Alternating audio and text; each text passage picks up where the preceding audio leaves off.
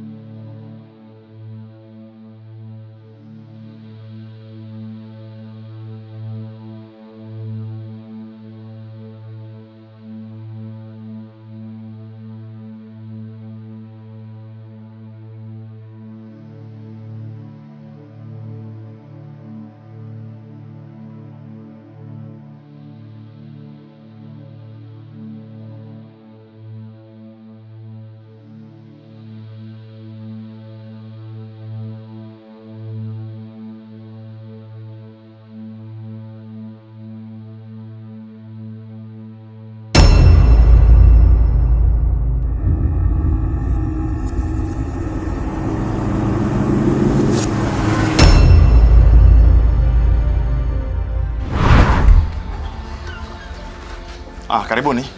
Asante sana. Sasa hizi salama tu. Kwema shem. Kwema, karibu. Asante. Vipi bibi uko ndani, tumemkuta? Mke wangu hayupo. Amesafiri. Amekwenda kwa mjomba wake kwa kuangalia, kwa kujiangalizia kwa ajili ya kujifungua. Sasa tena hali yake ilivyofikia. Shemeji, ina maana Rukia amesafiri? Amesafiri. Kuna usalama kweli? Maana sio kawaida kuondoka bila kutuaga. Shemeji, kwa nini kusio kuna usalama? Mimi najua hali yake aliyokuwa nayo. Ni mtu wa kujifungua leo kesho. Usalama upo, ndio maana kaambia aende kwa mjomba wake akajiangalizia angalau apate kujifungua salama kule. Ndio maana nimwambia mliyemfuata amesafiri. hajafanya vizuri kwa kweli Shemu, kwa sababu ukizingatia sisi ni marafiki zake wa karibu sana. Alipaswa atupe taarifa kuhusu safari hii. Ila anyway, no problem. Hapa tulikuwa tumembebea zawadi. Tunaomba tukukabidhi, akirudi tusaidie kumpa. Asante, lakini nafikiri hizo zawadi mngerudi nazo tu. Nashukuru sana, mngerudi nazo. Atakaporudi basi mtazileta next time. Lakini kwa leo kama nilivyoambia amesafiri, kwa hata zawadi mkiziacha zina maana yoyote. Basi sawa.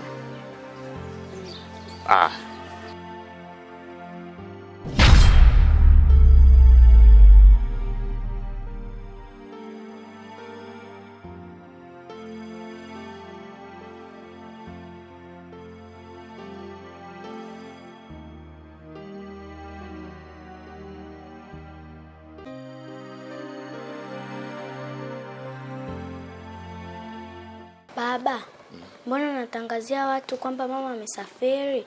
Na anawezaje kusafiri bila kuniaga? Mwanangu, wewe unajua hali ya mama yako aliyokuwa nayo sasa hivi. Mwanamke ukifika katika hatua ile, akina kwa nakachanganyika kabisa. Kwa hiyo usimlaumu mama yako ondoka bila kukuaga au kupata taarifa. Msamehe tu. Na ni dharura ndio imefanya aondoke haraka hivyo.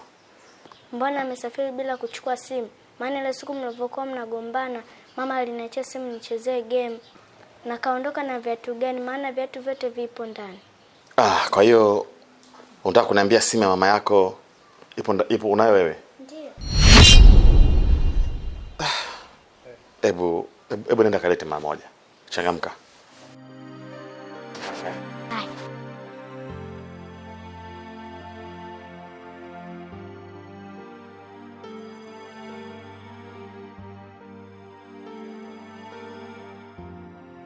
Yaani mume wangu, kitu ambacho Rukia amekifanya mimi sijakipenda kabisa. Eti mimi nimejiandaa na rafiki yangu twende nyumbani kwake tukampelekea zawadi. Si unajua ile mimba yake sasa hivi anakaribia kujifungua. Eti tumefika pale mume wake anatuambia amesafiri, ameenda kujifungulia kwa mjomba wake. Hivi kwa Rukia leo kuondoka bila kutuaga sisi? Na ukizingatia sasa hivi Rukia sisi sio rafiki yetu tena, ameshakuwa kama ndugu. Ina maana sisi ndio wabaya wake au sisi ndio wachawi wake? Au amemaanisha nini kufanya hivi? Sasa mke wangu, hapo kuna shida gani? Unajua mimba nao wakati mwingine haifunguliwi kila jambo mtu afahamishwe. Mimi ninachokiona yuko sawa tu. Wewe sijua hali yake aliyokuwa nayo. Changamoto ipo kabisa. Kwa nini aondoke bila kuaga? Yaani kwa nini aondoke bila kuaga? Na mbaya zaidi nilikuwa nampigia simu zake na alikuwa hapokei. Lakini sasa hivi ukimpigia simu yake ndio ipatikani kabisa.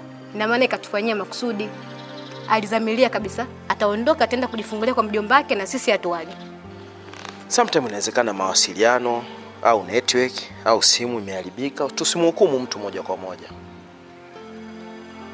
Tusubiri tutapata taarifa iliyokuwa kamili kutoka kwao. Na mimi sijapenda kabisa na naomba umwambie rafiki yako Baraka. Kitu ambacho mke wake amekifanya sijakipenda. Huu sio rafiki wa kweli. Huu ni ndugu wa kinafiki.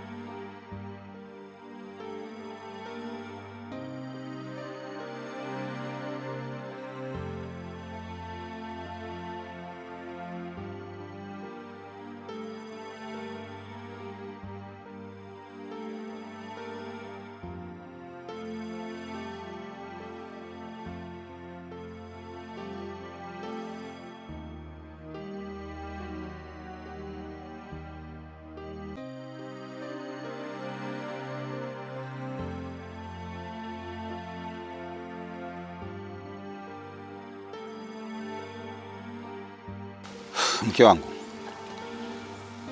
unajua hii hali sasa inaanza kunipa wasiwasi. Unajua toka juzi nampigia Rukia, lakini sasa simu yake ilikuwa inaita tu haipokelewi, na leo nikimpigia simu yake haipatikani. Hii hali inaanza kunipa wasiwasi. Kwa sababu hata mumewe jana nimempigia simu haipokelewi. Sasa hivi hapa nimepiga simu haipokelewi. Sijui amepatwa na tatizo gani. Sasa hicho unachokisema hata mimi naanza kuwa na wasiwasi. Kwa sababu kama simu zingekuwa zinapokelewa afadhali natupa moyo. Lakini kama unapiga simu inaita tu haipokelewi, mara haipatikani, hiyo tayari ishakuwa ni shida. Alafu ukizingatia na hali ya Rukia ilivyo. Si unajua ni mjamzito wa kujifungua leo kesho. Hicho ndo kinachonipa shida mimi hapa. Hivi hapa ndo napata pressure, moyo wangu hautulii. Alafu unajua kwa hali ya yule aliyokuwa nayo sasa hivi haifai kabisa kukaa mbali na sisi, haifai kabisa kuishi peke yake. Sasa sijui tufanyeje mke wangu hapa. Cha kufanya kipo na tutakiwa kupoteza muda kabisa, kwa sababu kama unavyojua Rukia mimba zake waga zinamsumbua sana, na kama vipi hapatikani, kwa kweli hiyo inaleta shida. Cha kufanya ni mimi hacha nimalize kusuuza hizi nguo, nizianika hapo kwenye kamba, nijiandae tuondoke twende huko huko. Wazo zuri sana mke wangu, kidogo umeanza kushusha pressure yangu. Hebu maliza hiyo kazi haraka sana, sisi twende nyumbani kwao huko huko tukajue kinachoendelea.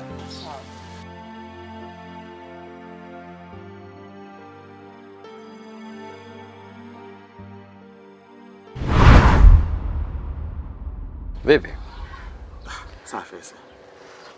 Nikikuangalia naona uko tofauti kabisa na jinsi nilivyokuzoea. Mbona sio Baraka yule anayejipenda na Nini shida Baraka? Lakini Tau, wewe unajua sasa hivi wakati ambao napitia mimi. Unajua wakati nilokuwa nao na wakati mgumu kweli kweli. Sasa hivi mke wangu mimba yake na miezi 9.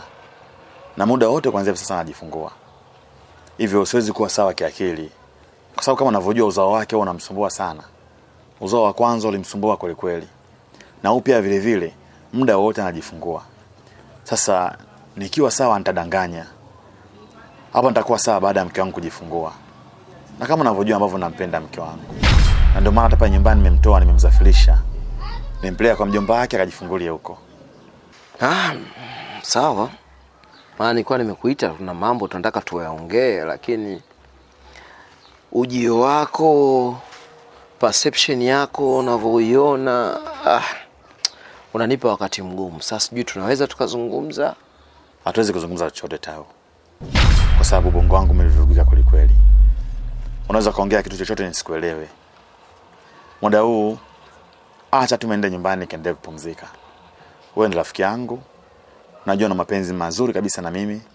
Unapenda familia yangu, napenda familia yako. Muda bado unaturuhusu. Tutaongea wakati mwingine. Acha kwa sasa nipambane na hili la mke wangu. Wewe unajua wazi kwamba mke wangu ndio kila kitu kwenye maisha yangu. Unajua nampenda kiasi gani Rukia.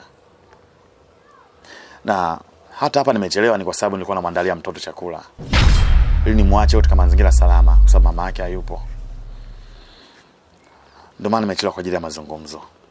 Ila hivi nilivyo ni matokeo ya vile ambavyo nawaza kichwani kwangu. Bongo wangu uko sawa kabisa. Shusha moyo chini.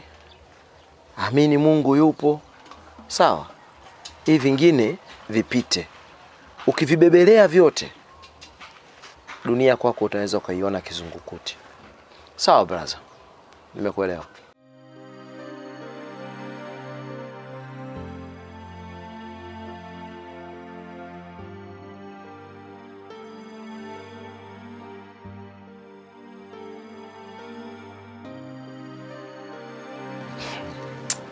Sio Baraka ninayemjua mimi.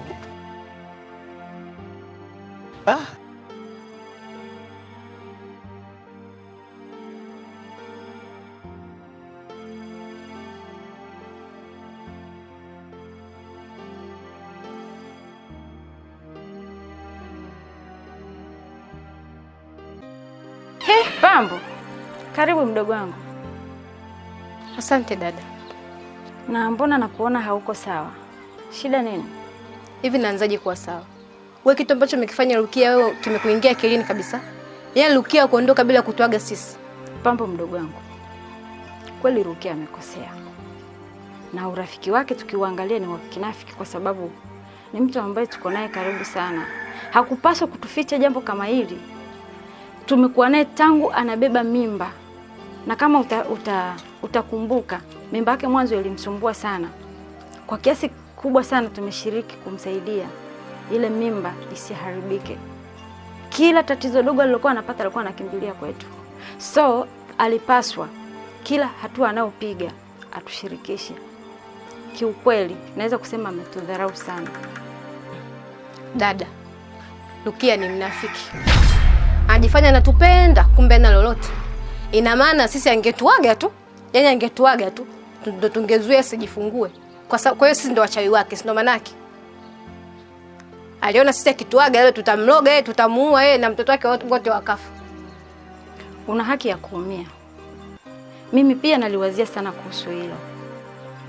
Lakini kwa upande mwingine nikikaa nikifikiria, hatupaswi kumlaumu sana kwa sababu ukiangalia mwenzetu yule yuko kwenye ndoa. Huenda chanzo ni mume wake amemkataza kutushirikisha. Kwa hiyo hebu tuangalie. Huenda akirudi tunaweza tukajua kila kitu kuhusu yeye. Kumbuka huyo Rukia na Baraka ambao unamuongelea hapa, sisi wale sio marafiki zetu sasa hivi. Tumeishi nao kama ndugu. Kwa hiyo ukimuingiza Baraka kwenye issue unakosea. Mimi Baraka namjua vizuri. Baraka hawezi kumkataza mke wake eti usiwaage wale. Alafu kinachoniuma kitu kingine, toka juzi nampigia simu zake, hanipokelei simu. Na sasa hivi ndo simpati kabisa. Pambo. Lakini pia tambua mimba ina tabia kubadilisha tabia ya mtu. Mimi najua tabia za mimba vizuri. Huwezi jua imefika mahali ile mimba ikatuchukia sisi, ikatutenga na yeye. Kwa hiyo embu tumwache kwanza, tumpe muda. Kwa sababu kule alikoenda hawezi kuishi kule milele. Yani mimi sikubali. Mimi sikubali kabisa. Akirudi nitamwambia, na kama undugu kufa ndio ufe siku hiyo.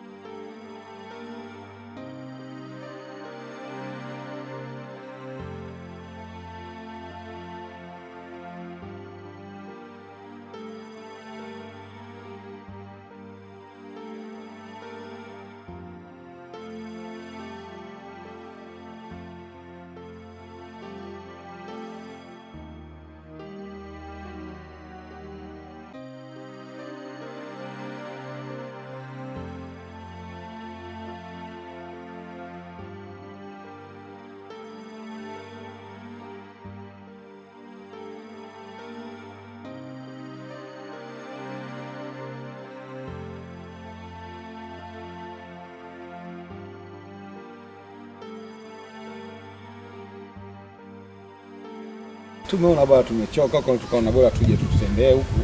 Maana yake nyinyi wenzetu kidogo mzuri sana bwana. Na kuhusu Rukia naye hali yake anaendeleaje? Sisi wenyewe ndio sababu ya kutukuja huku. Tumekuja kumuona Rukia. Unajua hali yake ile aliyokuwa nayo. Tuwafu tukiwapigia sana simu. Naona inaita tu haipokelewi. Na baadaye hata nikimpigia mumewe naye hivyo nikaona sio vyema mke wangu. Sisi sio vilema. Hebu tuinuke twende tukawaone kwanza watoto. Tujue kitu gani kinachoendelea. Basi sawa mjomba, mimi nisikuchoshe. Naomba nikuache. Haya bwana. Haya mjomba, asante. Inshallah.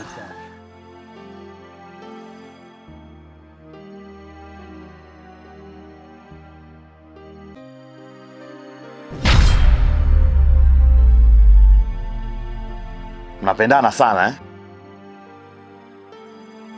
Wewe unampenda mwanamke, mwanamke anakupenda sana wewe. Lakini ngoja niambie kitu kimoja bro. Ukitaka uishi kwenye falsafa nzuri ya maisha, usimwamini mwanamke. Mwanamke ni kiumbe cha ajabu sana kwenye maisha yetu. Wamesababisha anguko kubwa kwenye hii dunia. Unaelewa vizuri? Wakikaa chui na mwanamke, mwokoi chui. Au waache wenyewe wajirudiliane kwa sababu wote ni viumbe hatari wanaofanana. Mwanamke anaweza kukaa nawe miaka 20 kwa kutafuta siku moja ya kifo chako.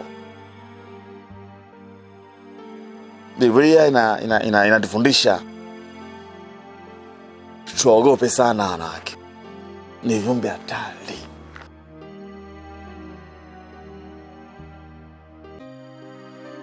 Adamu alikuwa ni bingwa, yupo karibu na Mungu, lakini aliangushwa na mwanamke. Samson aliua Wafilisti zaidi ya 1000, lakini mwanamke huyu mmoja akamwangusha. Daudi, Mfalme Daudi aliwa dubu akaua simba, lakini akaangushwa na mwanamke. Mimi na wewe sisi ni kina nani tusiangushwe na mwanamke?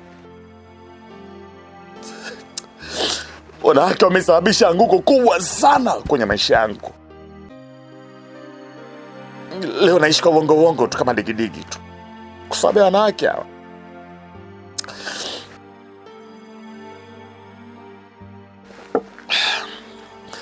Kwenye kanuni za maisha usimwamini binadamu yoyote, hasa mwanamke, hata mama yako mzazi.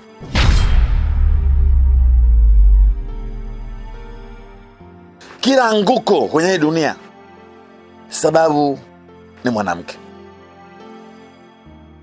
Mwanamke ni kiumbe kibaya na hatari sana.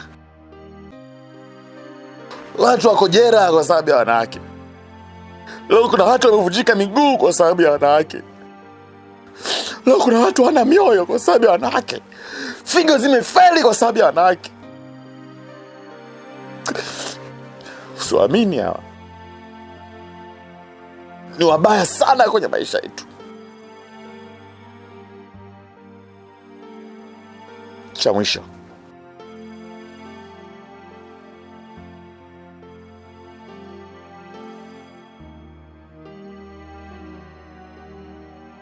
ni heri umsaidie mbwa anayechechemea kuliko kufuta machozi ya mwanamke anayelia. Hivi kwa hiyo nyie wanaume ndio ambao hamkosei au una maana gani? Kwa mfano, Toka bwana hapa wewe unasema. Na unaenda wapi eti? Nilishuga mama umelileta sasa likununulie vinywaji. Unamaanisha nini kwa mfano? Hebu njoo ulipie vinywaji hapa bila unamwachia nani? Umeona? Umeona kwa nakwambia? Sasa just imagine. Wewe bimbia mpombe umekunywa wote, alafu ndaka mwenzako ndo alipe bili au usilipe bili. Na wewe ndio sababu ya haya yote. Sasa itabidi wewe ndio ulipie hizi gharama. Nenda niende wapi kwa mfano? Yaani kama ndio umesababisha mtu ameondoka bila kulipia vinywaji vyake, na maana gani? Kwa mlikuwa mna mpango au mnamaanisha nini eti? Afsi kichaga hiki kitoto, toka hapa.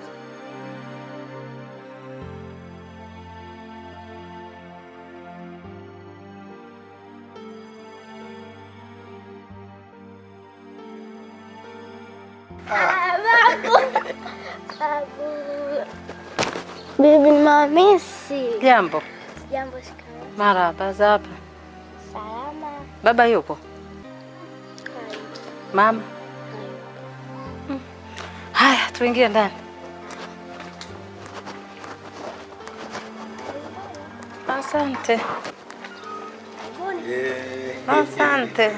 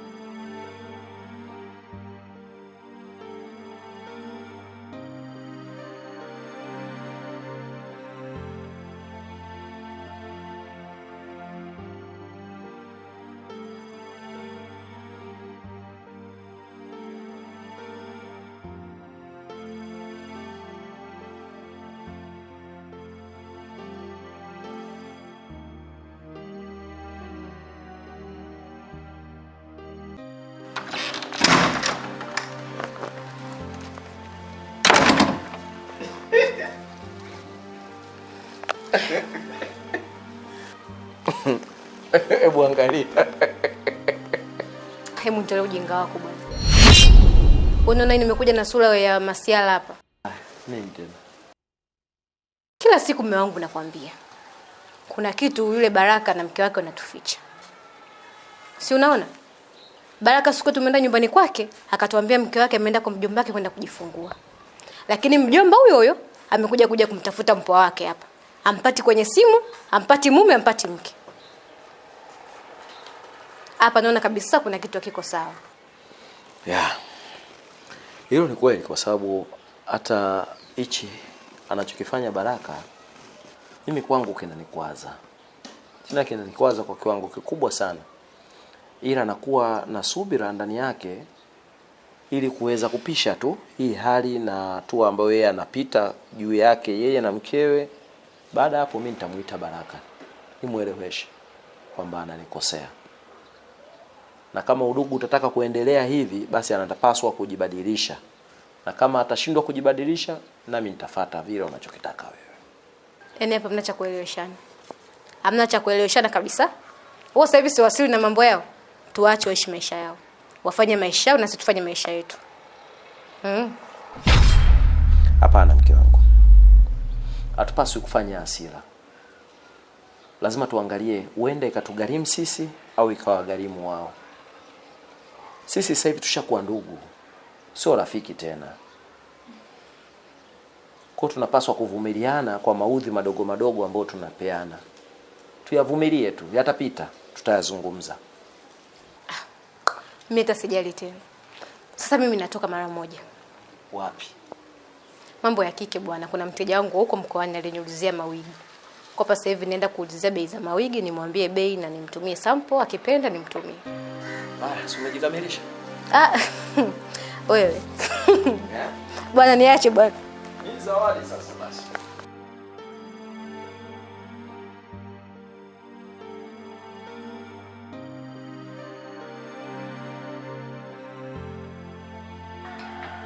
Kumbe wewe ndo lile sikio la kufa ambalo lisikiage dawa eh? Kila siku nakwambia unikome, sikutaki. Au unadhani mimi kama mabinti zao huko mitaani ambao mnaweza kuingilia vile mnavyotaka? Hivi ukijiangalia juu mpaka chini, mimi naweza kuwa na mtu kama wewe? Naweza kutembea na wewe? Wewe unajua kama mimi nimeolewa? Unajua kama mimi nina mume? Nyinyi ndio vijana ambao amheshimu wake za watu. Sasa tu nikwambie, ukiendelea na mchezo wako, nitamwambia mume wangu.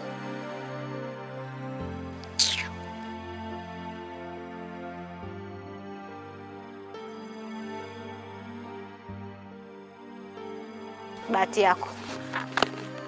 Na ukome siku nyingine. Mbwa wewe.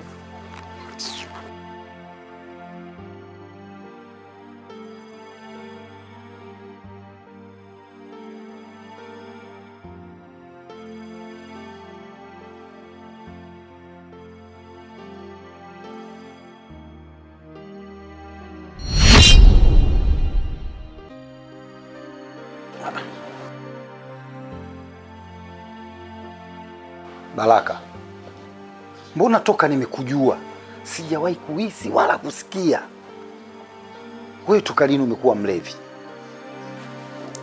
Mjomba, ngoja nikufundishe silabasi ya maisha. Maisha yana falsafa.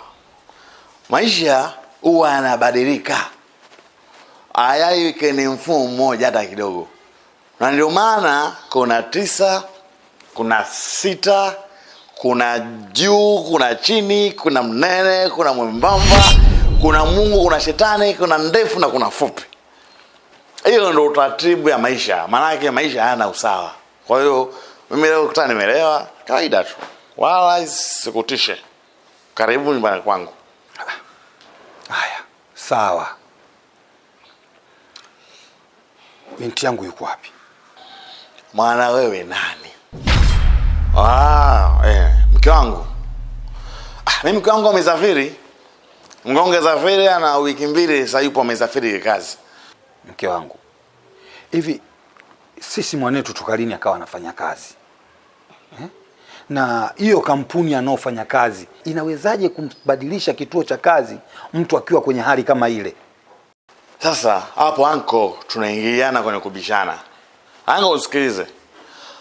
Kama unataka kunibishia mambo yangu mimi na familia yangu, mimi na mke wangu mtuachie wenyewe. Sisi tunayamudu. Ndio maana tuliomba msaada popote. Sasa kama nakwambia safiri kazi unaambia safiri kazi, tutajua wenyewe. Sitaki familia yangu muingilie, sitaki. Right?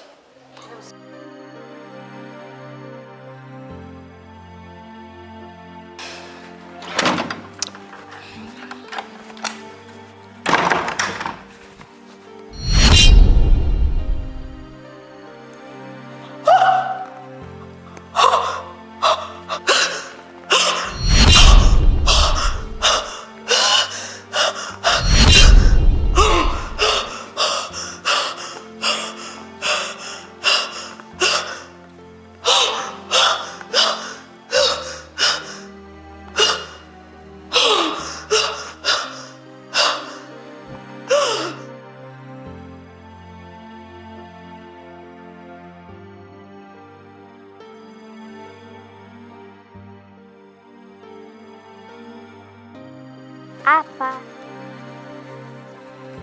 Ni hapa. Una uhakika ni hapa? Ndiyo babu, ni hapa. Fukua.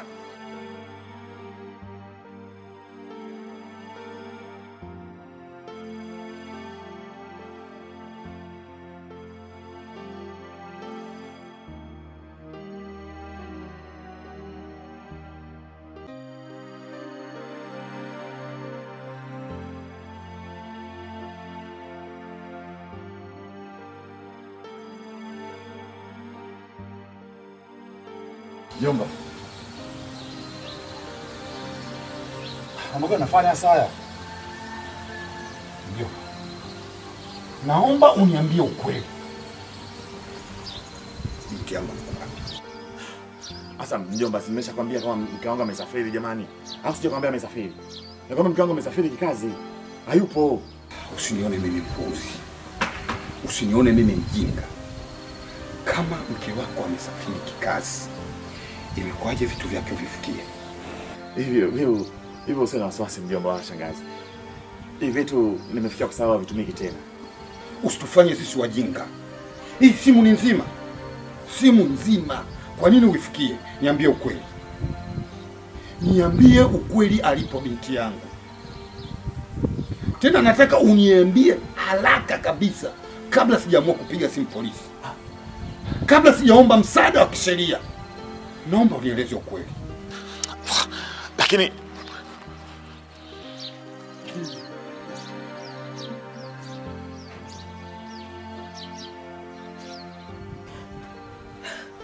Baraka,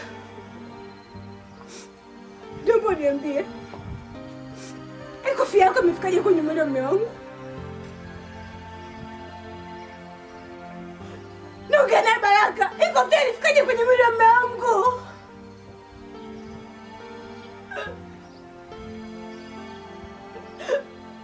Na nikibaini ukweli, nakwambia nitakuwa kwa mikono yangu. Ilifikaje pale kofia Baraka? Naomba unieleze ukweli. Maana hapa naona kuna vitu vimeficha. Niambie mwanangu yuko wapi? Usije ukataka kujua upande wangu wa pili Baraka. Nieleze ukweli. Kiukweli jomba, mimi mke wangu nimemuua.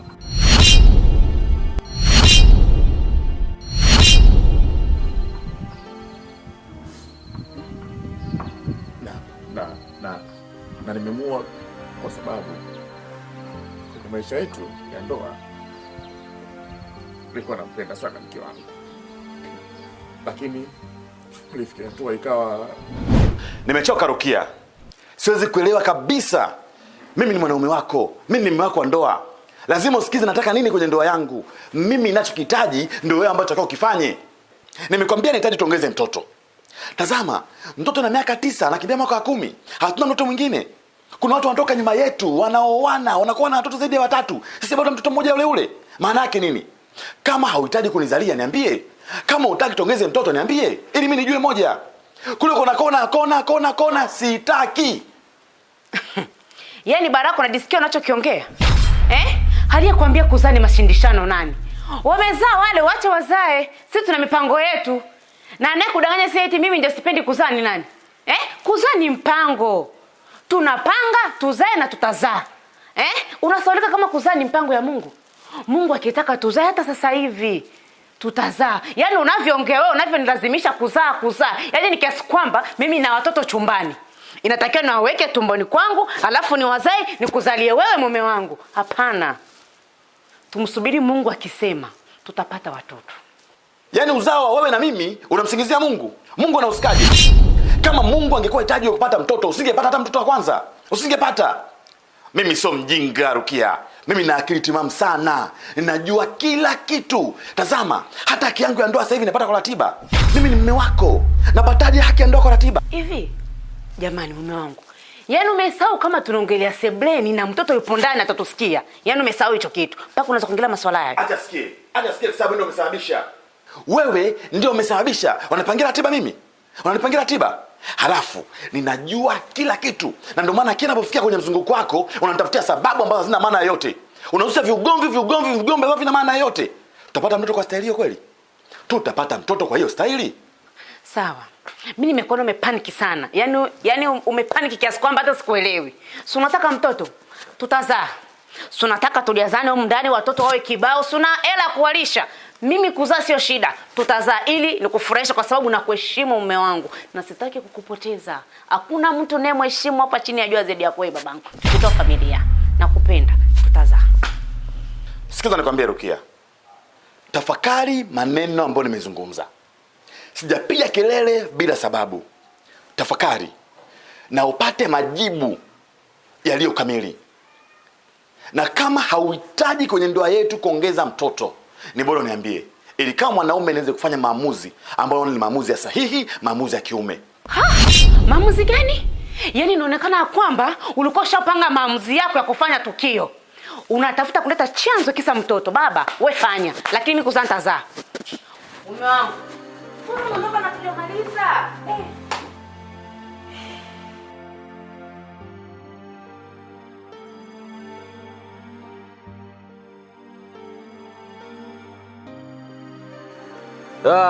Baraka. Usinione nina furaha, lakini kuna muda ndani ya kifua changu nina maumivu makali mno. Kiukweli nimekuwa naumia sana juu ya kukosa mzao. Na nimehangaika kwa muda mrefu mno walau ndani mwangu na mimi niweze kupata mtoto. Lakini kila ninapohangaika natwanga maji tu kwenye kinu. Hakuna mafanikio ya aina yoyote. Bora wewe Tau. Yaani bora wewe mke wako unasema ana shida ya uzao. Au wewe una changamoto ya uzao. Lakini kwangu mimi mke wangu ana uwezo mzuri kabisa wa kuzaa. Ila muda huu unavotoka nyumbani nimekuwa nagombana naye. Hataki kabisa kuniongezea mtoto. Yaani mtu mmoja nilikuwa naye kama wadawa. Mtu mmoja kama tatrain ndio yule. Kila ninapomembeleza tuongeze mtoto. Sasa hivi mwanangu ana miaka 9, anakwenda 10 sasa. Lakini hatujaongeza mtoto mwingine mpaka wa leo. Hasa ugomvi wangu na mke wangu ni mkubwa kweli kweli. Bora wewe brother. Na jambo la kimungu, lakini kwa kwangu mimi Mungu amempa kabisa uwezo na hataki. Kwani hawa wanawake wana kusudio gani hasa na sisi wanaume? Mbona wamekuwa wagumu kutuzalia? Ngoja kwambie jambo moja. Kwako patakatu vizuri. Unachotakiwa kufanya, tusaidiane kitu. Tutafute wataalamu wa mambo ya afya ya uzazi, watushauri au kwa namna ambayo wanaweza kukusaidia. Ikishindikana, mimi usidai kutafuta wataalamu wa kienyeji. Upate tiba kati yako wewe au shemeji. Ili mambo yawe mazuri, nipate watoto bwana. Kwa jinsi nilivyohangaika mimi huko kote nishafika. Yaani mpaka nikifika sehemu nazungumza hivi, mke wangu hana changamoto yoyote ya uzazi, wala mimi sina changamoto yoyote ya uzazi. Lakini nashindwa kuelewa kwa nini mke wangu hawezi kukosivu mimba? Basi tumwachie Mungu. Wakati wa Mungu ndio wakati sahihi. Hapana, huyu Mungu bwana atakuwa na upendeleo. Sio wakati wa Mungu ni wakati sahihi. Mimi jinsi nilivyokuwa nina shida namna hii, Baraka unaniambia namwachia Mungu. Kaka. Umeenda kuna kufuru sasa. Tusikufuru. Tuongea mambo mengine. Mambo ya mpira basi. Tuachana nayo mambo. Usitumize kichwa hivi.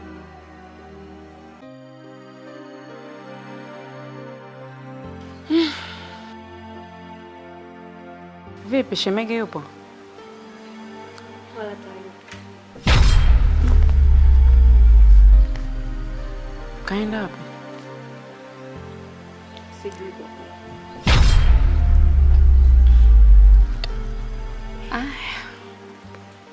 Yaani Rukia.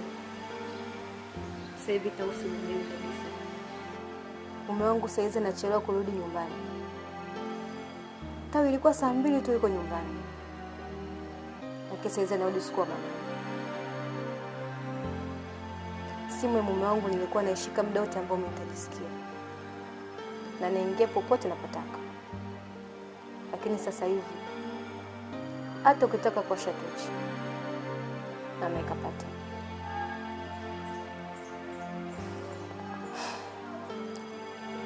Lakini nimefanya uchunguzi wangu na nimegundua kuwa Tawa na mwanamke mwingine.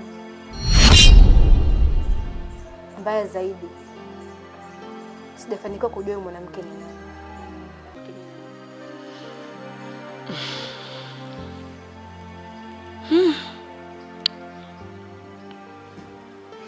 Pambo ndugu yangu, pole, yaani siwezi kuchoka kukupa pole, na bora hujamjua ule mwanamke.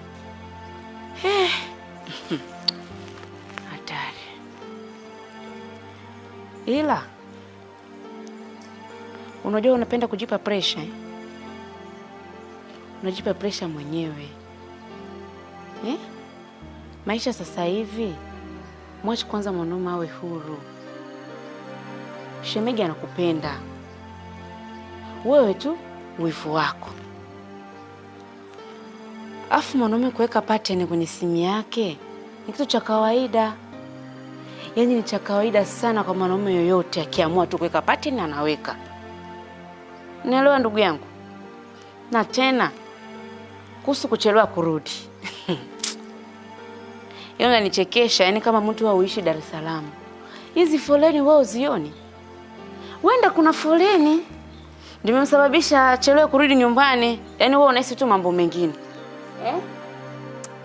Rukia, naye muongelea hapa ni mume wangu najua. Wewe umeolewa. Najua unajua vizuri ndio inapouma. Mume anauma Rukia, mume anauma. Nisipokagua simu ya mume wangu leo, nani atakagua simu yake?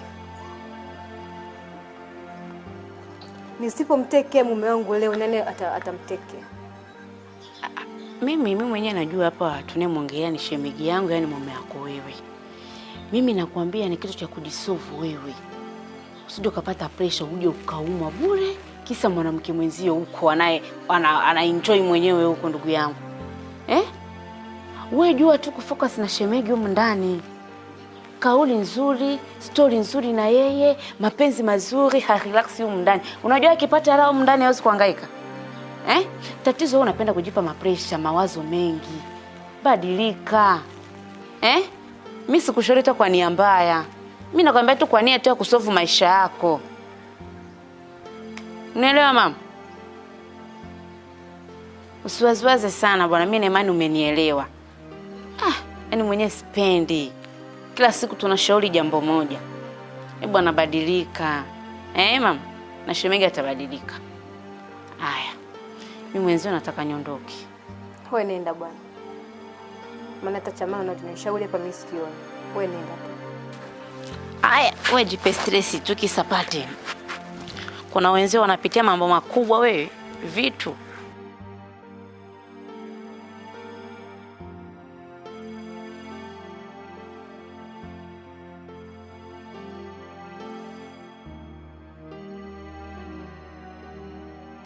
Wewe ya. Mama yako yuko wapi? Ananiambia anaenda Kikondini. Na ametoka muda mrefu sana?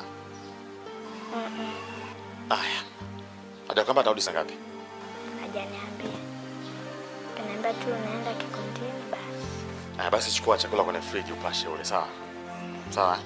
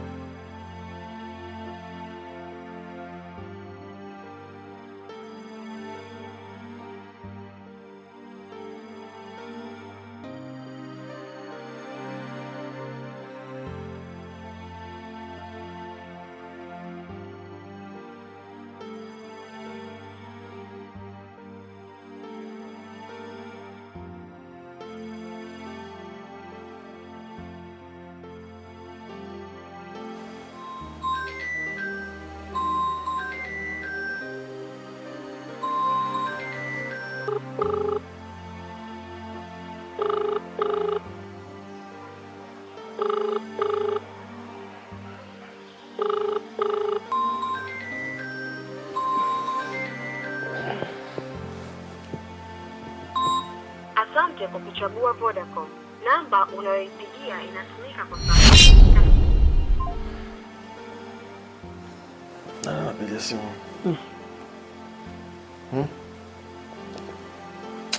Utakuwa nani kumzajia?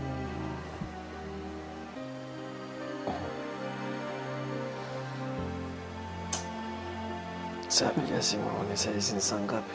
Mama tabia zake za kwenda kumfanya kama ananiweza sana yani. Sipendi. After. Kwa nini tulienda loji? Wala hotelini tunavyoendaga. Umenileta hapa sijui kwa rafiki yako, sijui ni kwa nani jamani? Hapa ni wapi kwani? Okay. Unajua tushaenda sana hizi loji hoteli. Unajikuta tunatumia pesa nyingi la kwanza, na la pili kwetu sio salama sana. Kwa nilichokiona nikasema wacha tutafute chumba. Hapa nipata kwa chumba kwetu. Shughuli zetu zote za kuonana, za kufanyaje, tunazifanya huko. Jamani, hichi kitu kina akili jamani. Yaani sijui ulifikiria ili kutafuta chumba jamani. Ongea kwa sababu tumemea godoro la kwangu. Kuliko kule ambapo tunaenda kulala kwenye magodoro tujue tunalala wangapi. Kwa hiyo tumefanya uzinduzi rasmi. Niweza mimi nimepapenda, yani nimeenjoy mapanzi. Tutabadilisha taratibu na kukiendeleza. Basi tufanye hapa tunatoka tunataka. Ashaanza kupiga simu.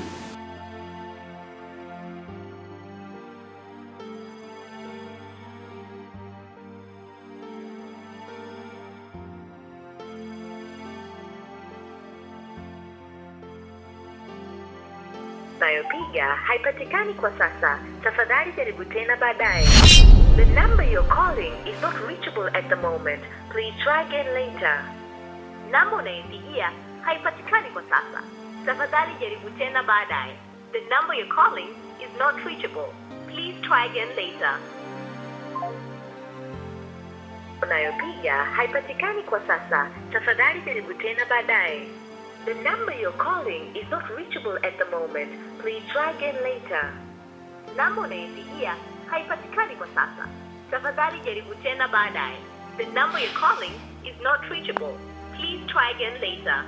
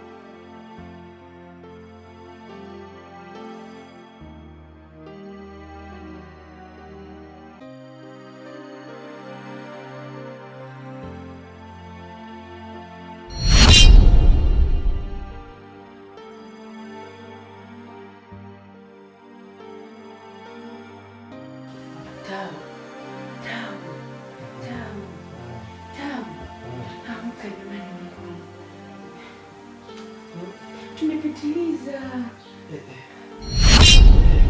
Hadi asubuhi.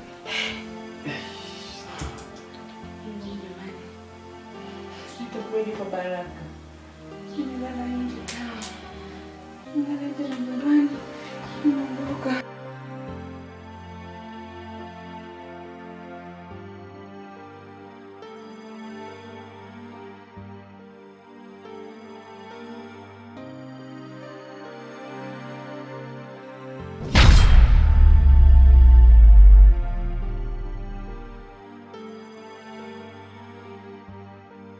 Za asubuhi mama.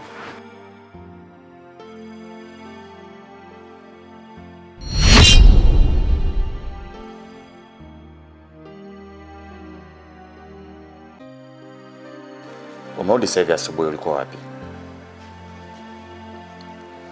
Na umelala wapi? Yaani mume wangu, mimi taanza kwanza na msamaha, nisamehe. Ulichokiona sasa hivi hakitojirudia tena, na sijafanya kukuzamilia. Nilikuwa kanisani, kulikuwa kuna ratiba ya maombi. Asa nilipofika kanisani nikakuta kuna mkesha, ikanibidi tu nijiongeze ili nikesha na kumuomba Mungu. Rukia, Mume wangu. Wewe na mkesha wapi na wapi? Imani yako na kanisa wapi na wapi, mke wangu? Natoka lini umeniaga hapo na kwenda kanisani? Au lini umeniaga na kwenda kwenye mkesha? Jana yeye mara ya pili. Yaani mume wangu, mimi nakuomba uniamini. Mwenyewe unajua kabisa tabia za ovyo mimi sina. Yaani kiukweli nilikuwa kanisani. Mwenyewe unajua wewe ndio unayelazimisha unataka mtoto. Na sina njia nyingine ya kunisaidia tofauti na kwenda kumuomba Mungu. Nakuomba mume wangu, hii ninachokwambia mimi ni kweli. Na mbona una pete kidoleni? Pete umeacha wapi? Nakuuliza tena. Pete yangu ya ndoa nilokuvalisha kwenye kidole chako umeacha wapi?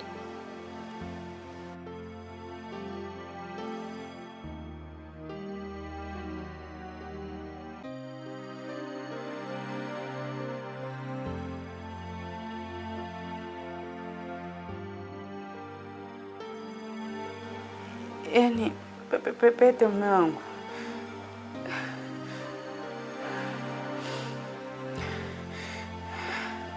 Mungu, nimekumbuka sasa. Yaani nimekumbuka.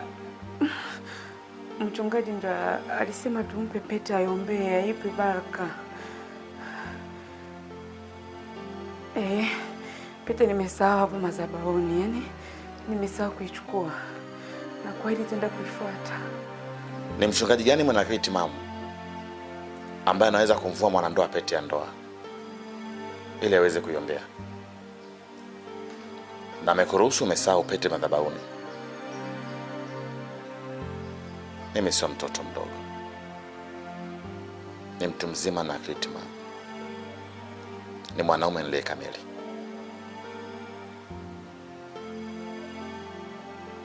Ninajua 1 in 100. Anyway, karibu. Karibu sana nyumbani kwako. Samehe, umenielewa baba.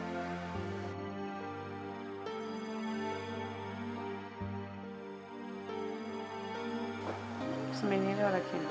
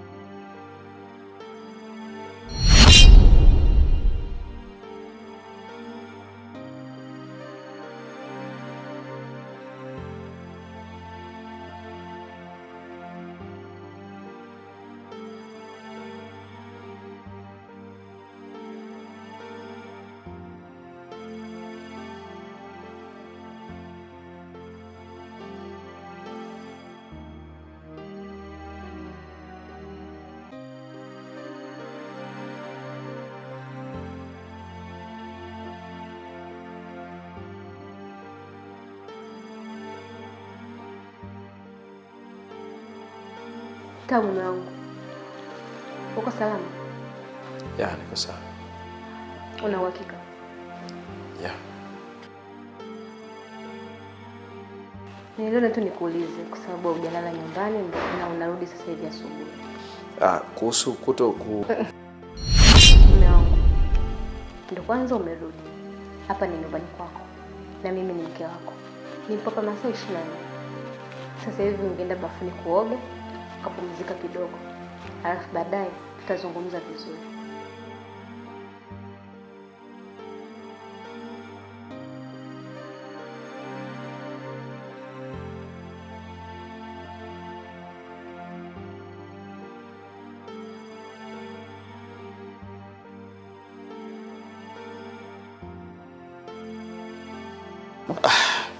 Bwana Tao. Naam. Samahani sana rafiki yangu. Nimekuita hapa kwa jambo nataka unisaidie.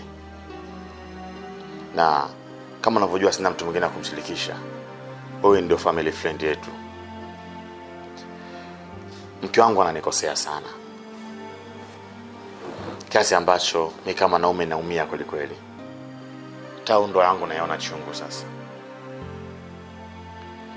Mke wangu amenifanya kitu moja kibaya sana.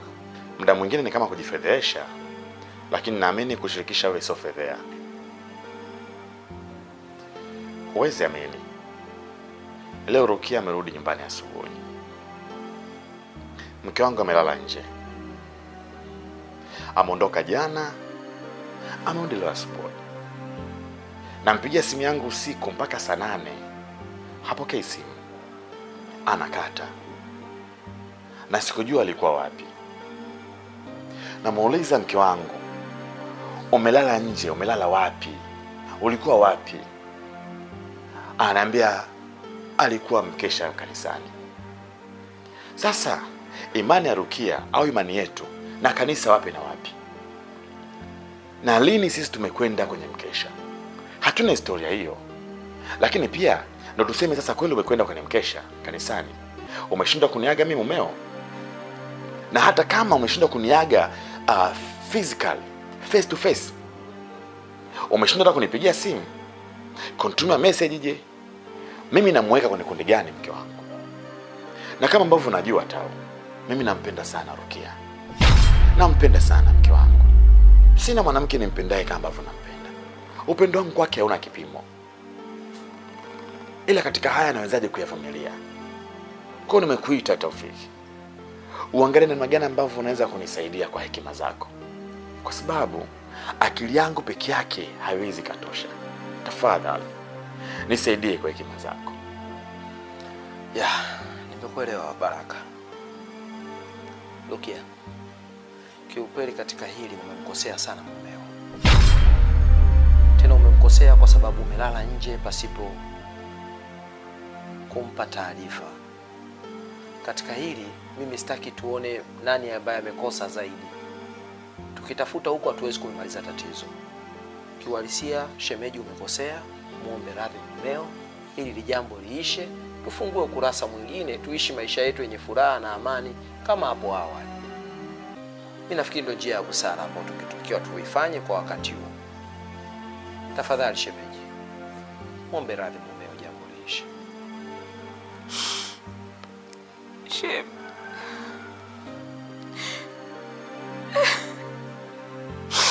Shem, naumia. Yaani moyo wangu unaumia sana. Yaani naumia kiasi kwamba mume wangu mimi ameshindwa kuniamini mimi. Yaani kunielewa hata kidogo kama mimi nimelala kwenye mkesha. Shem, na Mungu anajua kama mimi nimelala kwenye mkesha kwa ajili ya kuombea familia yetu. Yaani shemeji, mimi sina nia mbaya au sisemi kwamba wewe labda umefanya mambo mabaya, hapana. Najua wazi kabisa wewe huna makando kando, ila kitu kikubwa hapa tunachosema uombe msamaha ni kwa sababu umekwenda kwenye mkesha wa kuabudu Mwenyezi Mungu au kwa ajili ya maombi, lakini pasipo mumeo kumpa taarifa. Hicho ndicho ulipokosea wewe. Ni hapo tu. Tafadhali shemeji yangu, muombe radhi mumeo ili jambo liishe.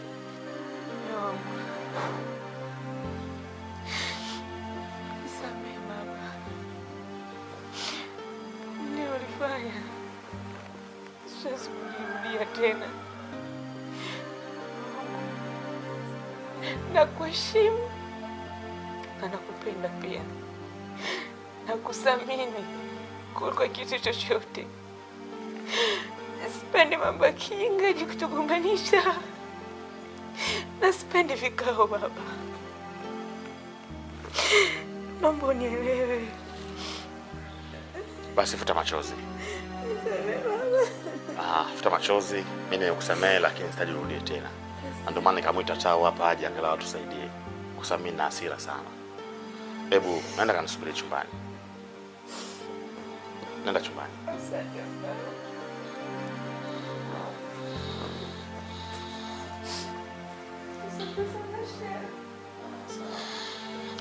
Tao. Na tutaongea zaidi baadaye. Mimi niko chumbani basi.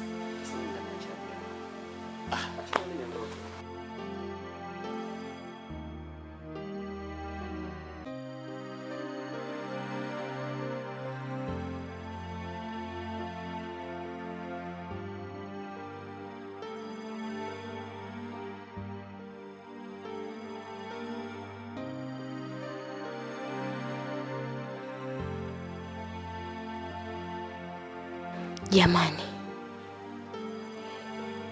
si pete ya ndoa hii?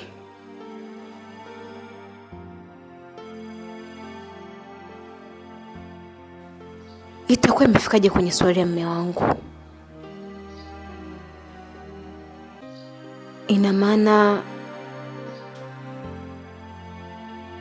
Tau amelala na mke wa mtu.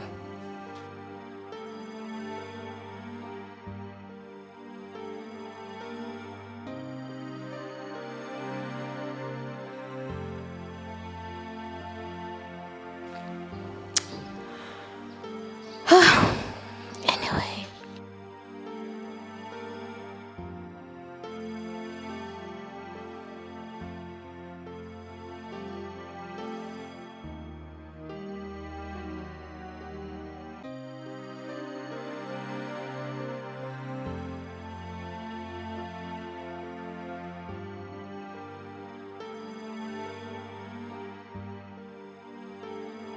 Rukia rafiki yangu. Sasa hivi simuelewi shemeji yako kabisa. Amebadilika. Ameanza tabia ya kulala nje. Na mbaya zaidi, nilikuwa nakagua swali yake.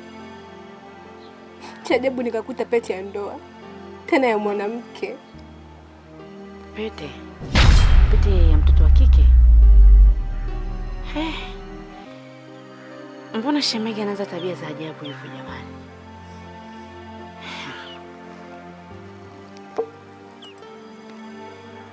Hivi Pambo, hiyo pete ulikagua vizuri kweli na ukagundua kabisa ni mtoto wa kike?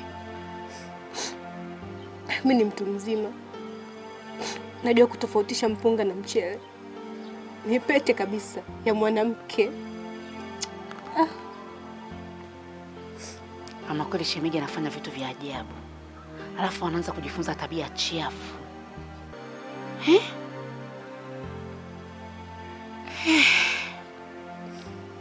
Ila pole sana Pambo, najua unaumia sana kiasi kikubwa, ila unavyoumia wewe hata mimi naumia hivyo hivyo.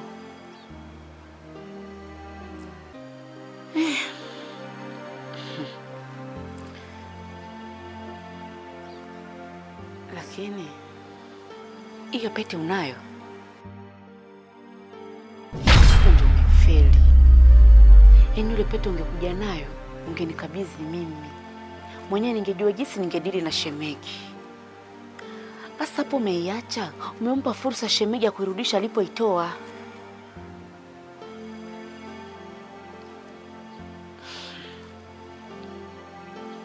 Ila pole, usilie sana. Unaelewa mama? Usilie. Rukia, inauma. Inauma Rukia. Najua unaumia. Najua unaumia sana. Ila vaa vazi la ujasiri, tupambane na hili swala. Wenyewe tuliapa tutavumiliana katika shida na raha. Hii ndio shida yenyewe. Mwenyewe napitia mambo makubwa sana kwenye ndoa yangu, lakini navumilia. Unaelewa mama? Ala sio swala la kurudi nyumbani, yani sipendi kusikia eti unarudi nyumbani kwenu. Hapana. Usirudi nyumbani kwenu, kaa pale pale nyumbani. Maana ukitoa mguu wako umempa nafasi yule mwanamke, lile danga litakuja kuingia paka ndani kwako. Anatawala nyumba. Wanawake ni wengi sana huko mitaani hawana ndoa. Ukitoka tu wanaolewa, utafanyaje? Uishi tena nyumbani? Turudie maisha ya nyumbani? Mwenyewe unajua tulivyo aso, tulivyo fight kupata hizi ndoa. Usipoteze kirahisi kisa mwanamke mwenzio. Siwezi kushauri lile jambo. Niachie mimi shoga yangu. Usilie sana. Ukilia mimi naumia. Alafu unapoteza nuru ya uso wako. Shoga yangu, wewe ni piskali. Wewe ni mzuri. Ufai kulia. Uwe na furaha mama Tutapambana ile swala tutalimaliza. Shemeji ni wa kwako na atatulia. Akija akikuletea fujo, wewe mvumilie. Alafu na hiyo pete fanya kama kuiona. Wewe tunaweza tukamlaumu. Penda pete na mfanyakazi wa ndani, wa mfanyakazi wa huko ofisini kwao. Karibu sana mjomba. Mjomba, asante. Asante sana. Lakini mimi sio mkaji sana. Mimi kilichonileta hapa bwana mjomba, imeleta kesi na malalamiko. Malalamiko kuhusu ndoa yangu. Kati yangu mimi na mke wangu Rukia. Mjomba, kiukweli Rukia mbadilika sana. Yeye mbadilika kiasi ambacho mpaka muda mwingine naiona nyumba imekuwa ni chungu hasa. Rukia amekuwa ni mtu wa mambo mengi. Rukia amekuwa sio msikivu. Rukia amefikia hatua analala nje ya nyumba yangu. Anaacha mimi nimelala sebuleni na narudi asubuhi. Ndipo muuliza ulikuwa wapi? Ananiambia alikuwa kanisani kwenye mkesha. Sasa Rukia ni Muislamu. Yeye na kanisani wapi na wapi? Lakini pia amerudi bila pete ya ndoa kidoleni. Na nilipomuuliza pete iko wapi, ananiambia pete tumeacha madhabahuni kwa mchungaji. Kuna mchungaji gani ambaye anaweza kumvua mwanandoa pete eti kwa ajili ya kuiombea? Kwa ni utata. Kuna vitu vingine ambavyo mjomba lani kivizungumza ni aibu. Just imagine. Inafikia hatua Rukia hata kunipa tendo la ndoa ambao ni haki yangu mimi, ananipangia kunipa kwa ratiba. Rukia nafikia hatua namwambia hata tuongeze mtoto mwingine, mtoto wa pili. Ule mtoto ameshakuwa mkubwa kiasi kile. Lakini hataki. Yaani ndoa imekuwa vurugu mjomba. Sasa nimeona ni busara nije hapa kwa sababu mjomba ni mtu mzima pamoja na shangazi, angalau mnaweza mkanisaidia aidha kuzungumza na binti yenu na mke wangu, au kwa namna yote ambayo mnaweza kunishauri kuja mimi namna gani ambavyo naweza nikafanya, lakini tu muweze kuiokoa ndoa yangu inateketea jamani. Mke wangu, umesikia? Nimemsikia lakini sijamuelewa. Kwa sababu Rukia naye muongelea hapa, sidhani kama ni Rukia wa kwetu sisi.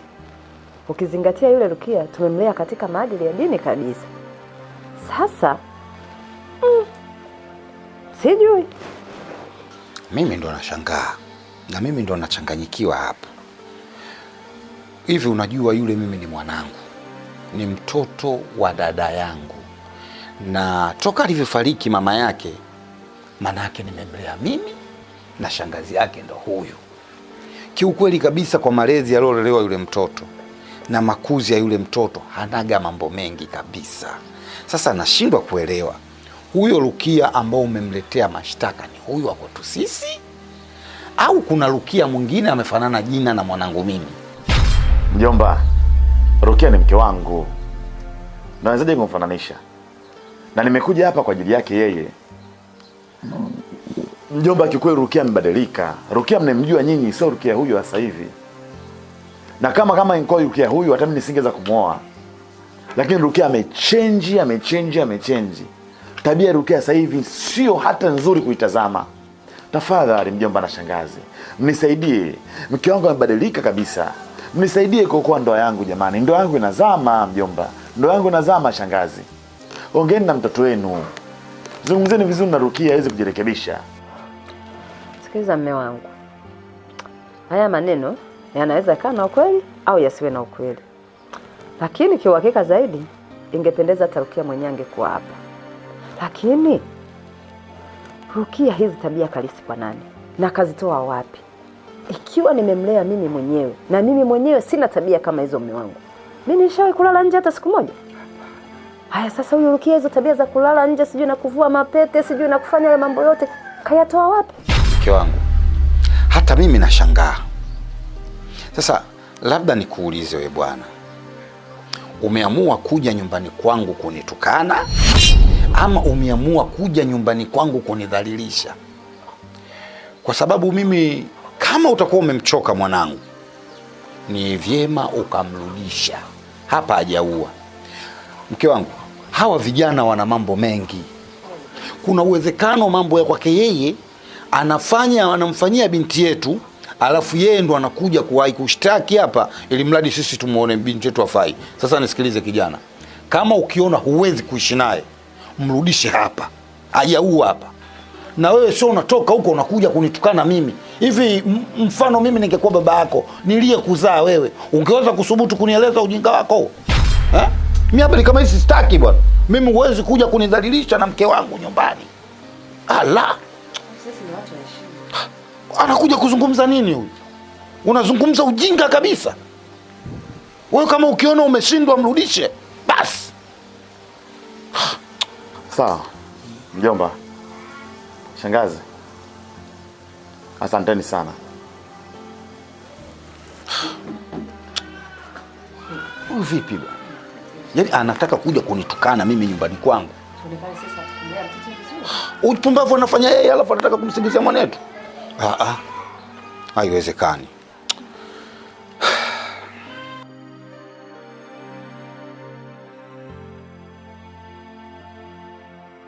Pambo. Kwenye hii suruali kulikuwa na pete. Na itafuta sana sioni. Umetoa mpeleka wapi? Unaniuliza kuhusu pete? Ndiyo, nakuuliza wewe kuhusu pete. Ni kweli kabisa. Pete nimechukua na mimi ndo ninayo. Kabla ya yote, naomba uniambie ile pete ya nani na imefikaje kwenye swali yako? Kwa sababu ile pete ukiangalia ni pete ya ndoa kabisa, tena ya mwanamke. Usichokijua. Juzi tulikuwa na rafiki yangu. Alikuja na mpenzi wake. Walikuwa na shida na kiasi cha fedha. Nami niliogopa kuwaazima kwa sababu nilikuwa najua kabisa nisipopata bondi ya kitu chochote, pesa yangu itakuwa ngumu kurudishwa. Kwa ile pete ilikuwa kama dhamana juu yao. Sasa wenyewe wanaitaka pete yao, ili na mimi nipewe kiasi changu cha fedha. Tumekaa wiki nzima hatuna pesa hapa ndani. Haya, leo hii umetoa wapi pesa wewe ya kuwapa watu ukakaa na pete yao? Kwa hiyo mume wangu, yani uliona ukifanya huko na ukamaliza huko hautalizika. Ukaona ufanye mara yako huko, uniletea na mimi hapa ndani ili nijithibitishie kabisa kwa macho yangu. Sio maana yake. Pambo. Spendi unavonitusi. Spendi kabisa unavonitusi. Mimi siwezi kufanya umaraya juu yako. Kumbuka wewe ndio unastahili kuwepo humu ndani, na ndio maana upo. Ulitaka nifiche? Kwani umeikuta wapi? Si mfukoni. Nguo zangu anafua nani? Si wewe. Naiomba hiyo pete. Nisikilize Tau. Tau, naomba unisikilize. Tena naomba unisikilize kwa makini sana. Kwa kukwambia ukweli na kutukana. Mimi sio mtoto Mimi sio mtoto kama unavyofikiria. Mimi ni mtu mzima. Najua rangi nyekundu, najua na rangi nyeusi. Najua namba 9 na najua namba 6. Na nikuhakikishie tu, nikija kugundua kama unanisaliti, Tau, naongea kwa herufi kubwa. Nikigundua unanisaliti, na kuhakikishia sitakusamea maisha yako yote.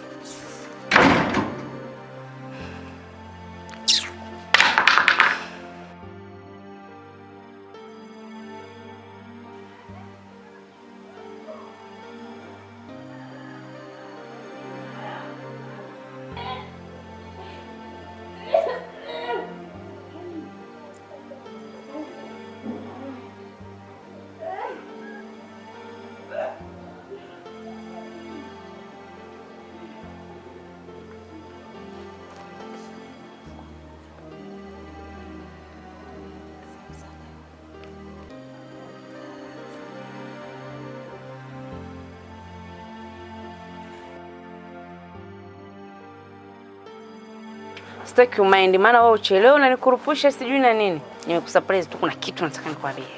Mna kawaida tu mpenzi, niambie. Nikwambie. Niambie. Usikiliza wewe. Wewe mjamzito. Elimu yangu. Sasa ya kwangu au ya kwake yeye? Umeona sasa Simeon. Kwa hiyo mimi ni mjinga. Siku zangu za tare ni date na huyo. Siku zangu za tare namleteaga fujo tu. Siku zangu za tare nakujaga kwako. Jamani. Jamani. Ndio hivyo hapa. Yaani hapa mimi na uhakika kabisa na mtoto kiume tumboni kwangu. Kweli? Anacheza bado. Yaani na mtoto kiume. Tunampa jina gani? Nikizaa mtoto kiume nitampa mimi jina. Wa kike utampa wewe.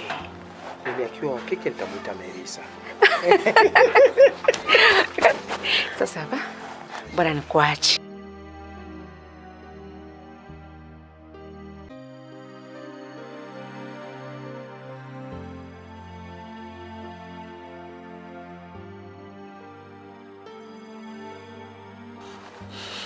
Baby. Vipi? Safi. Niambie, mbona mbona tunanipigia kelele njoo kuna nini? Mungu anajua mimi leo nakula sana. Ya nini mniambie? Ile jambo letu. Mwenyezi Mungu kafanikisha. Tumefanikiwa mume wangu. Baby, hebu funguka bwana. Hasa jambo letu jambo gani? Nini kinaendelea? Kama kufurahi na mimi nifurahi, kama ukasirika basi nikasirike. Na nikikwambia utanipa zawadi gani? Sasa nitegemea na kitu chenyewe, lakini nitakupa chochote kile ambacho utakitaka. Utachagua mimi zawadi utakayonipa. Sawa. Mume wangu. Mkeo mjamzito. Hebu acha utani bwana Rukia. Kweli mume wangu, mimi na mjamzito. Wow, baby. I say, thanks Jesus. Asante Mungu. Sasa unakumbuka nilivyokuwa nakwambia lakini unakumbuka kumbe msikivu na muelewa. Wow, mke wangu asante sana. Yaani najisikia ni amani mbani mpaka raha na furaha kweli.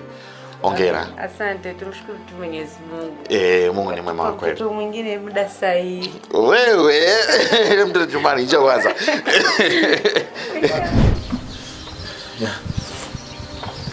Unalikuwa hivyo.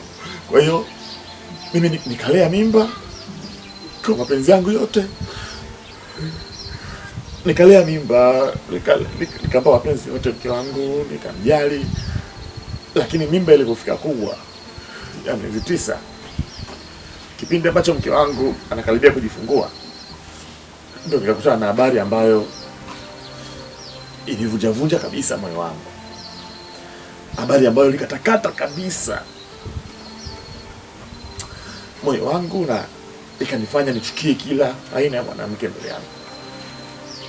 Na habari hiyo niloipata ilikuwa ni unacheza na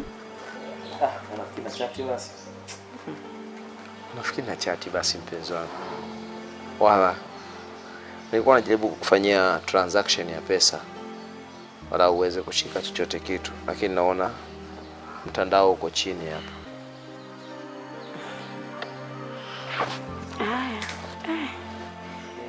Yaani umeshindwa hata kuja na udongo. Udongo tena. Sasa.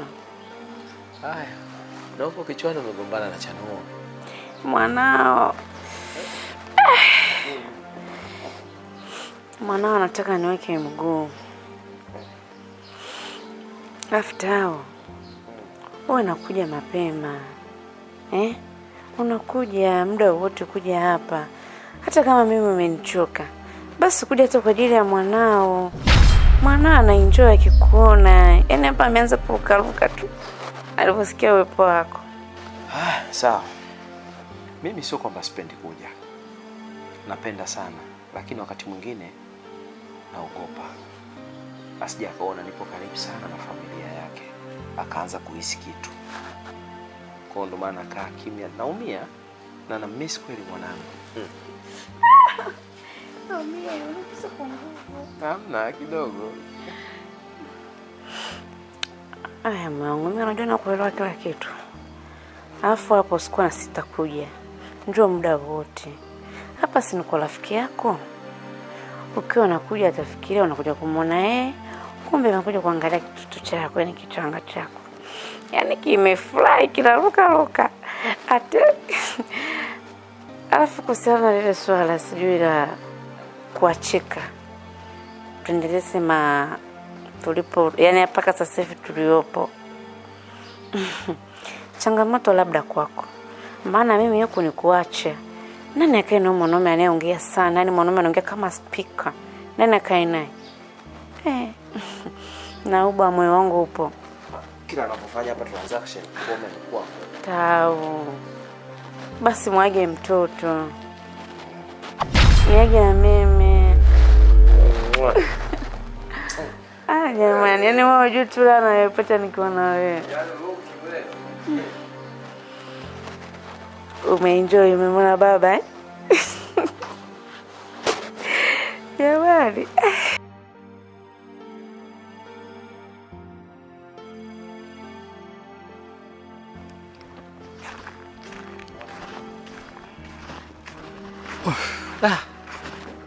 Eba vipi kaka? Safi kwema. Kwema vipi yani? Safi, habari yako? Safi. Bora mguu ulikopo wako ndugu yangu.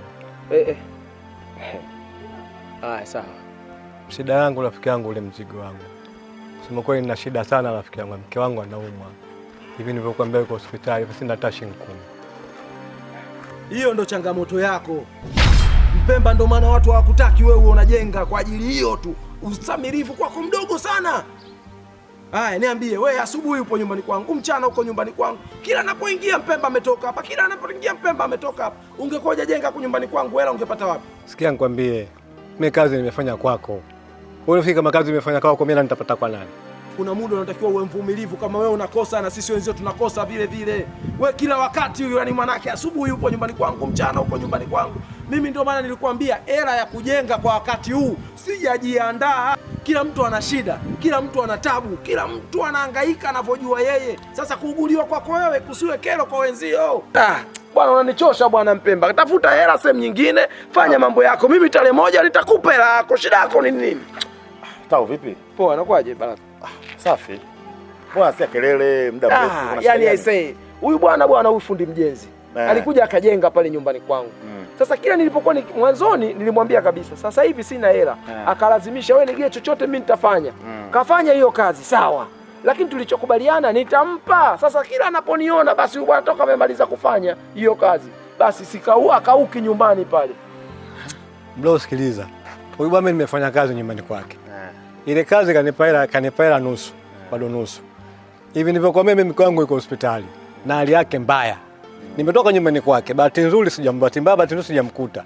Nimekuja nimekutana hapa, ndugu yangu naomba japokuwa nusu mimi hali yangu, mke wangu kualipo hali yake mbaya, anataka kupata huduma.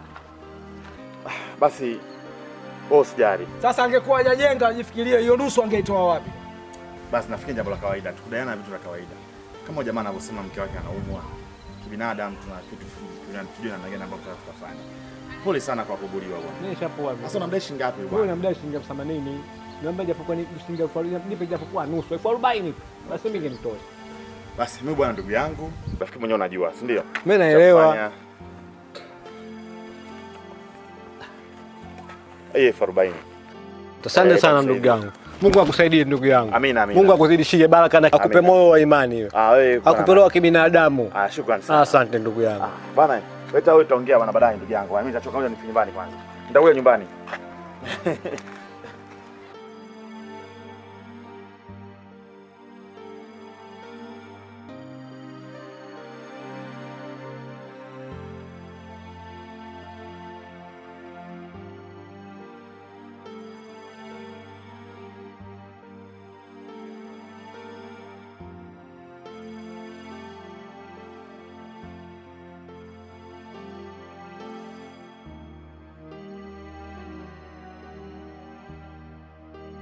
Kichofamba kitu nikusimamishe, na kitu nataka nikwambie.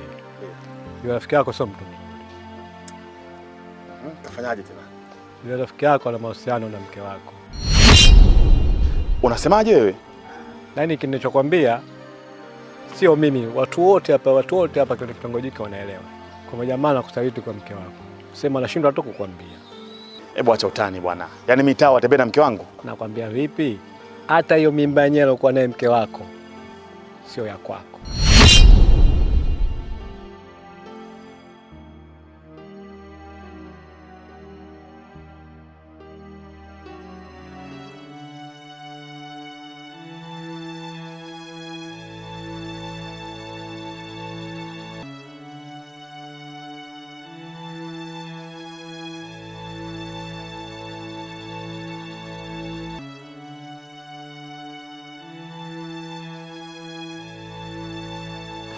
Rukia!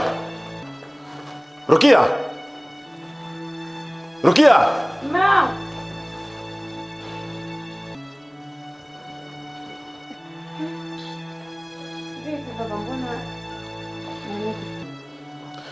Naomba unisikilize Rukia. Nahitaji kujua ukweli. Sitaki udanganye chochote. Na ukinidanganya nitakufanya kitu kibaya Rukia. Nataka nijue wewe na Tau mna mahusiano gani? Na mapenzi yenu yameanza lini? Na hiyo mimba ni ya nani? Usinidanganye. Mama, mimba si ni ya kwako. Eh? Mimi na mahusiano gani na Tau? Nisikilize wewe. Usinigeuze mtoto mdogo. Na Simbi ni ujela hapa. Nahitaji kufahamu ukweli. Narudia tena. Mimba uliyobeba ni ya nani? Wewe na Tau mna mahusiano gani? Na mapenzi yenu yameanza lini? Jamani, mume wangu, unapatwa na nini? Eh? Mimba ya kwako. Alafu mimi sina na mahusiano na Tau. Eh? Sifanye hivyo baba. Wanataka kunidanganya eh? Unataka kuniambia ukweli eh? Nitakuwa Rukia. Nitakuwa. Usiponiambia kweli nitakuwa. Unaniambia kweli, unaniambia kweli. Unasema usemi? Nasema baba. Nasema. Ila Mungu usimfanye kitu chochote. Usimfanye kitu chochote. Ila nitasema ukweli.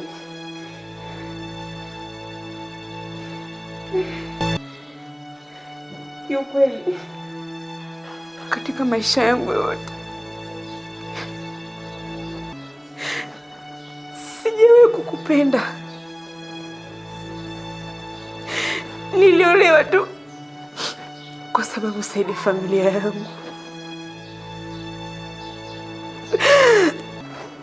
Mwanaume ninayempenda ndani ya moyo wangu ni Tau. Ni Tau ninayempenda. Na ndiyo maana nilikubali kumzalia ndani ya ndoa nyingine. Swala la hii mimba kiukweli ni ya Tau. Ndio baba mwenye mimba hii. Najua unaumia kiasi gani. Na mimi pia naumia kukaa kwenye penzi la uongo miaka nyingi sana. Hata Yashi, mtoto wetu, binti yako unayempenda,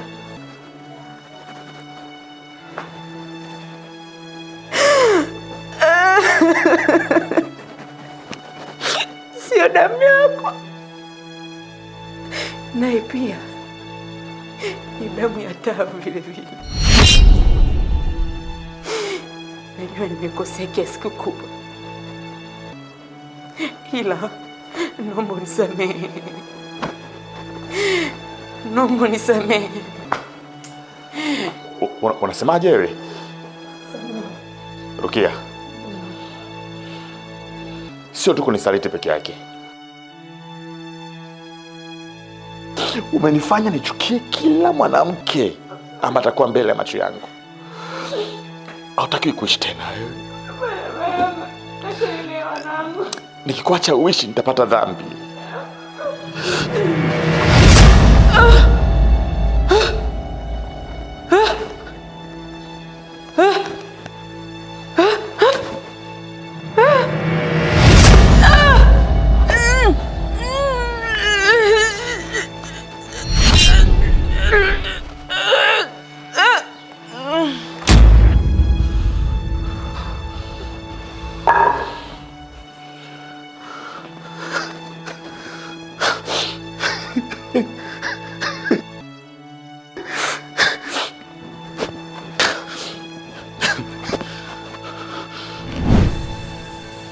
Hiyo ndo hali halisi mjomba wangu. Lakini sasa mama msamehe sana. Maana umemuua binti yetu. Kwa nini baba? Sawa. Ninachokiomba kwako. Nionyeshe mwili wa mke wangu. Hapo tunaweza tukaelewana. Mimi na hapo tunaweza. Binti yangu ni wake. Nionyeshe mwili wake. Kama kia ni.